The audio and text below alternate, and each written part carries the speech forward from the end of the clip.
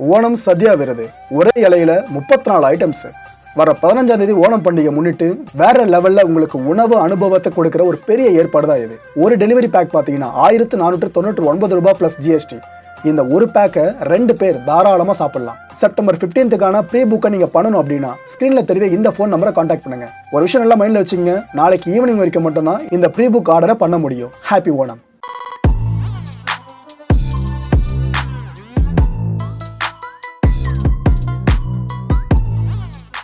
வணக்கம். Big topic with Karthik மாய்குமார். இன்னைக்கான நம்மளோட கான்டென்ட்ல 3 விஷயங்களை பற்றி பெருசாக பேச போகிறோம் மக்களே. அதில் 1 மகாவிஷ்ணு சிக்கனாப்பலில் இப்போ அவரோட நிலைமை என்ன இதை பற்றி. 2வது அருணகிரிநாதரை பற்றி. நான் அப்புறம் சமுதிரமாக அவரை பற்றி கொண்டு வரீங்க, சமுதிரம் கொஞ்சம் வெயிட் பண்ணுங்க. 3வதா அண்ணன் சங்கர் அவர்களை பற்றி. இந்த 3 விஷயங்களில் முதல்ல நம்ம பார்க்க போகிறது சங்கர் அவர்களை பற்றி தான். ஏன்னா நாங்கள் முதல்ல இந்த வீடியோஸை போஸ்ட் பண்ண மக்களே இந்த இஷ்யூ சார்ந்து. அப்போ எங்களுக்கு பல பேர் மிரட்டல், என்ன நீ ஆன்மீகத்துக்கு எதிராக பேசுகிற அப்படின்ட்டு. ஆன்மீகம்னா என்னன்னு தெரியாத பல தற்கொலைகள் தான் மிரட்ட ஆரம்பிச்சதுங்க. எனக்கு தெரிஞ்சு இப்போ இருக்க தமிழ் சோஷியல் மீடியா பிளாட்ஃபார்மில் ஆன்மீகம் சார்ந்த டீப்பாக ரிசர்ச் பண்ணி கொடுத்தது நம்ம தான். அதில் எந்த மாற்று கருத்தாலும் நம்ம ஒத்துப்போம். அவ்வளோ தூரம் பல கான்டென்ட்ஸ் நம்ம தொகுத்து வழங்கியிருக்கோம். ஆன்மீகத்தை ஆன்மீகம் மட்டும் தான் பார்ப்போம், அதை குருட்டு பக்தியாக மாற்றவே மாட்டோம். அதில் பணம் பண்ணுற சில பேரை தோல் உடிச்சிருக்கோம். இதை தான் நம்ம பண்ணியிருக்கோம். ஆனால் சில பேர் நமக்கு எகென்ஸ்டாக வந்து ஏதோ ஆன்மீகத்துக்கு எதிராக நம்ம சேனல் ரன் ஆகிட்டு இருக்க மாதிரி பேசுகிறாங்க. சேனல் பேரே மாயம்னு வச்சுருக்கேன், புரிஞ்சிருக்கோம் நம்புகிறேன். ஆனால் சங்கர் இருக்கார்லங்க, இவர்கிட்ட இவர் பிஹேவ் பண்ண விஷயம் இருக்குல்ல, அது சுத்தமாக நம்மளுக்கு பிடிக்கவே இல்லை. அவர் என்னதான் கையை கட்டினபடியே விஷ்ணு அந்த ஈவெண்ட்டில் பேசியிருந்தாலும் அவரோட பேச்சு தோரணை இருந்துச்சுல, அது அவரை ஹர்ட் பண்ணுற மாதிரி தான் இருந்துச்சு. அதை பார்க்குறப்ப எங்களுக்கு அவ்வளோ ஒரு மாதிரி இருந்துச்சு. ஏன்ப்பா நீ நல்லதே சொல்கிறதா இருந்தாலும் அதை கொஞ்சம் பொலைட்டாக சொல்லுப்பா, எதுக்கு ஒரு பார்வை மாற்றுத்திறனாளி சார்ந்து இப்படி பண்ணுறன்ற மாதிரி தான் நமக்கு தோணுச்சுங்க. இன்னும் இவருக்கு சப்போர்ட் பண்ணுற பல பேர் சொல்கிறாங்களே, நான் சொன்ன இந்த விஷயத்தை மட்டும் யோசிச்சு பாருங்கள். ஏதோ ஆன்மீக ரீதியாக ஏதோ உங்களுக்கு பிடிச்ச கருத்துக்கள் சொல்கிறான்றதுக்காக மட்டும் குருட்டா போகலை சப்போர்ட் பண்ணாதீங்க.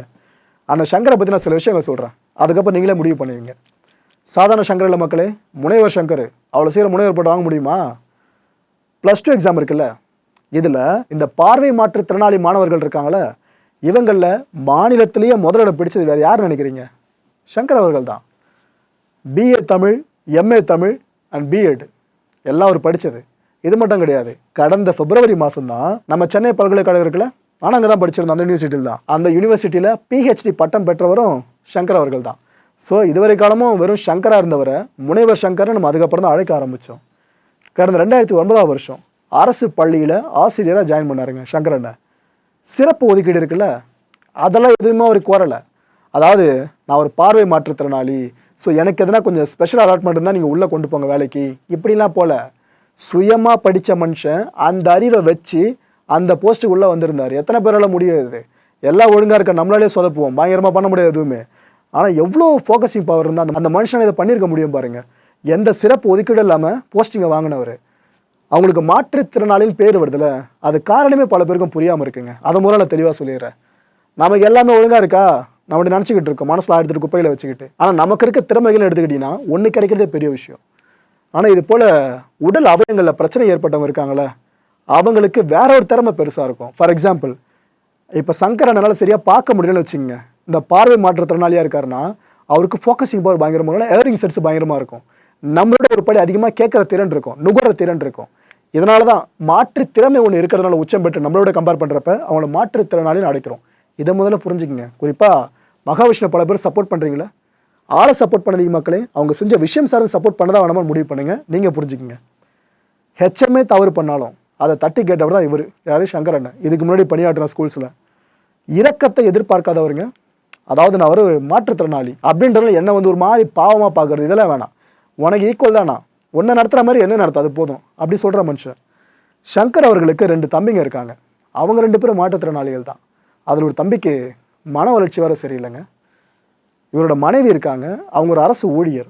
அவங்க பகுதி அளவு பார்வை மாற்றுத்திறனாளிங்க.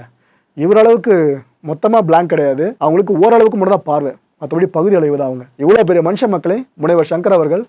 ஆனால் அவரை ப்ரைஸ் பண்ணுவாங்கன்னு பார்த்தா பல பேர் அவருக்கு எதிராக சில பதிவுகள். இவனெல்லாம் என்னத்தை சொல்கிறதுனே தெரியல. நல்லா இருக்க ஒரு மனுஷன் 4 விஷயங்களை சாதிக்கிறது எவ்வளோ கஷ்டம். ஆனால் அவர் இப்போ ஏற்பட்ட ஒரு பேக் ட்ராப்லேருந்து வெளியே வந்து இந்தளவுக்கு கல்வியை மட்டும் பேஸாக வச்சு சாதிச்சிருக்காரு. அவரை தூக்கி கொண்டாடுவீங்களா, இல்லை அவர்கிட்ட வாய்ஸ் அவுட் பண்ணி பேசினேன் இவரை தூக்கி கொண்டாடுவீங்களா? எனக்கு இவர் சார்ந்து கோபன்றது தனிப்பட்ட பர்சன் சார்ந்துலாம் வரல. அவர் சொன்ன விஷயங்கள் இருக்குல்ல, அதாவது நீங்கள் முந்தைய ஜென்மத்தில் பாவம் பண்ணியிருந்தா இந்த ஜென்மத்தில் இது போல் பிறப்பீங்க அப்படின்ட்டு மாற்றுத்திறனாளிகளா. அதில் தான் எனக்கு பெரிய கோவம் வந்துச்சு. வேறு அந்த நபர் சார்ந்து எனக்கு பர்சனல் விஷயங்கள் எடுக்கணும், அதெல்லாம் எதுவுமே இல்லை. இது வரைக்கும் நான் அதை பற்றி பேசுனதும் கிடையாது, அது எனக்கு தேவையும் இல்லை. ஓகே, ஸோ இப்போ சொல்லுங்கள் மக்களே, இப்போ ஏற்பட்ட சங்கர் தான் போன ஜென்மத்தில் பாவம் பண்ணியிருப்பாரா? பாவம் பண்ணவங்க எல்லாருமே மாற்றுத்திறனாளியாக பிறகுறாங்க அப்படின்னா சங்கர் அவர்கள் இவ்வளோ படிச்சிருக்காருங்க. சரஸ்வதி குடியிருக்க சுரூபமாக பார்க்கலாமே ஆன்மீக ரீதியாக சொல்றதா இருந்தா. அவ்வளோ பாவம் பண்ணவரை இந்த அளவுக்கு கல்வி அறிவில் மேலே நிற்கிறாரு. இவர் மேலே தவறு கிடையாது மக்களே, இதை சொல்கிறவங்க மேலே தான் தவறு. யோசிச்சு பாருங்களேன், உங்கள் அப்பா மாற்றுத்திறனாளிப்பா, அது காரணம் போன ஜென்மத்தில் உங்கள் அப்பா நிறைய பாவம் பண்ணியிருக்கா அப்படின்னு அந்த குழந்தைகிட்ட போய் யாருன்னா சொல்கிறீங்கன்னா அந்த குழந்தைய அந்த அப்பனை ஒரு மாதிரி தான் பார்க்க ஆரம்பிக்கும். இந்த ஒரு கேவலமான மைண்ட் செட்டை எந்த ஜென்ரேஷனும் கொடுத்துடவே கூடாது.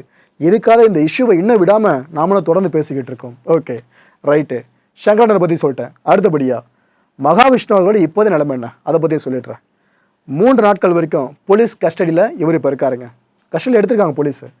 விடிய விடிய விசாரணை பண்ணியிருக்காங்க. அடுக்கடுக்காக பல கேள்விகள் அடிக்கிருக்காங்க. அதில் குறிப்பிட்டு 2 கேள்விகள் தான் திரும்ப திரும்ப ரிப்பீட்டடாக கேட்டிருக்காங்களாம். அதில் ஒன்று, சொற்பொழிவு மூலமாக உங்களுக்கான சம்பாத்தியம் எந்த அளவுக்கு அதிகமாச்சு ஒன்று.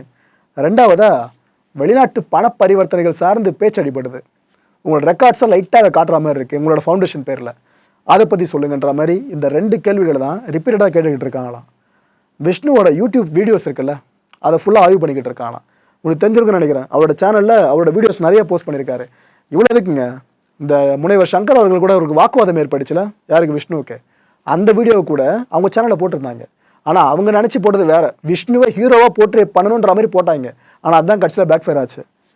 பரம்பொருள் ஃபவுண்டேஷன் இருக்குல்ல திருப்பூரில், இந்த பகுதிக்கு இவரை கூட்டு போயிருக்காங்க. கூட்டு போயிருக்கிறது வேறு யாரும் இல்லை, நம்ம சேதாப்பேட்டை போலீஸ் ஆஃபீஸர்ஸ் இருக்காங்களே, அவங்களாம் புடைசோடு தான் இப்போ ஒரு திருப்பூருக்கு போயிருக்காருங்க. இந்த ஆஃபீஸில் அவரை வச்சு ஃபுல்லாக ரைடு நடக்க போகுது.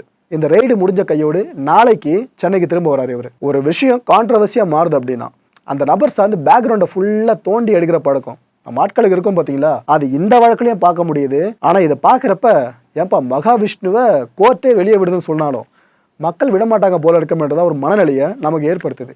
ஏன்னா இவர் இதுக்கு முன்னாடி பேசின விஷயங்கள் இருக்குல்ல, அதெல்லாம் கட் பண்ணி வெளியே இப்போ நிறைய பேரும் ஷேர் பண்ண ஆரம்பிச்சிட்டாங்க. அதை கேட்குறப்ப கோவம் தாங்க அதிகமாக வருது. ஏன்ப்பா இப்படிலாம் பேசியிருக்காரு அப்படின்ட்டு முதல்ல நம்மளா மக்களே டெக்ஸ்ட்டாக பார்க்குறப்ப ரிசர்ச் பண்ணுறப்ப வீடியோஸை கேட்கும் போது தான் என்ன இப்படி பேசியிருக்காரு, பட் ஆனால் முன்னாடி யாருமே அப்ஜெக்டே பண்ணாமல் கேட்டுட்டு இருந்திருக்காங்களே அப்படின்னு தான் தோணுச்சு. அப்போ தான் சங்கரனோட தைரியம் இருக்குல்ல, அதை பார்த்து பெருமிதப்படுற மாதிரி இருந்துச்சு. இவர் சொன்ன விஷயங்களில் சில விஷயங்களை மட்டும் கோட் பண்ணுறேன். தாய் மகன் உறவு இருக்குல்ல, இதை பற்றி சில விஷயங்கள் பேசுவாருங்க. லிட்ரலி அருவருப்பாக இருந்துச்சு அது. இது உண்மையாக போய் செகண்டரி விட்டுருங்க, ஆனால் பப்ளிக்காக சில விஷயங்களை பேசுகிறப்ப எப்படி பேசணுன்னு இருக்கும், அதெல்லாம் மதிக்காமல் இந்தளவு பேச முடியுமான்னு கோபம் தான் வந்துச்சு. அதாவது தாய் கூட மகன் உடலுறவு வச்சுக்கிட்டா குழந்தை பிறக்காதா? இயற்கையில் இடம் இல்லையா அதுக்கு? கடவுள் வந்து தண்டிச்சிருவாரா என்ன அப்படி பண்ணிட்டா அப்படின்னாருங்க. அதாவது மக்கள்லாம் இதை பண்ணுங்க அப்படின்னு சொல்லணும், அதையும் தெளிவாக சொல்லிடுறா. அவர் அப்படி சொல்லலை, ஆனால் இந்த விஷயத்தை இயற்கையோடு கம்பேர் பண்ணி அவர் பொது வெளியில் பேசினார் பார்த்தீங்களா, அதுதான் கண்டிக்கத்தக்கதுன்ற. அப்படின்னு பார்த்தா அண்ணன் தம்பி, அக்கா தங்க, அண்ணன் தங்க, அக்கா தம்பி எல்லாத்தையும் சேர்த்து பேசுகிற மாதிரி தான் இருக்கும். அது இப்படி தான் பேசி வச்சுருக்காரு. இதை நம்ம டைரக்டர் செல்வராகவன் இருக்கார்ல, அவர் சொன்னால் இன்னும் சரியாக இருக்குங்க. அந்த மனுஷன் மகாவிஷ்ணு விஷயம் சார்ந்து மக்களுக்கு சொல்கிற அட்வைஸை நீங்களே கேளுங்க.